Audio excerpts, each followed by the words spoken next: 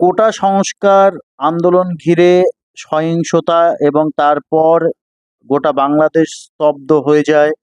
নামানো হয় সেনা, জারি করা হয় কারফিউ। তারপর গুরুত্বপূর্ণ সিদ্ধান্ত নিল বাংলাদেশ সরকার এবং বাংলাদেশের ১৪ দলের জোট জামাত ও শিবিরকে নিষিদ্ধ করার সিদ্ধান্ত নিয়েছে ক্ষমতাসীন আওয়ামী লীগের নেতৃত্বাধীন জোট ১৪ দলের বৈঠকে।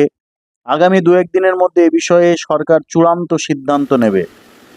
বাংলাদেশের প্রধানমন্ত্রী শেখ হাসিনা সরকারি বাসভবনে গণভবনে আজ সোমবার ১৪ দলের বৈঠক হয়। বৈঠকে সভাপতিত্ব করেন জোটের প্রধান আওয়ামী লীগের সভাপতি শেখ হাসিনা। বৈঠক শেষে গণভবনের ফটকে অপেক্ষমান সাংবাদিকদের ব্রিফ করেন আওয়ামী লীগের সাধারণ সম্পাদক ওবায়দুল কাদের এবং ১৪ দলের সমন্বয়ক আমির হোসেন আমু। তারাই জামাত শিবিরকে নিষিদ্ধ করার বিষয়টি সাংবাদিকদের জানান।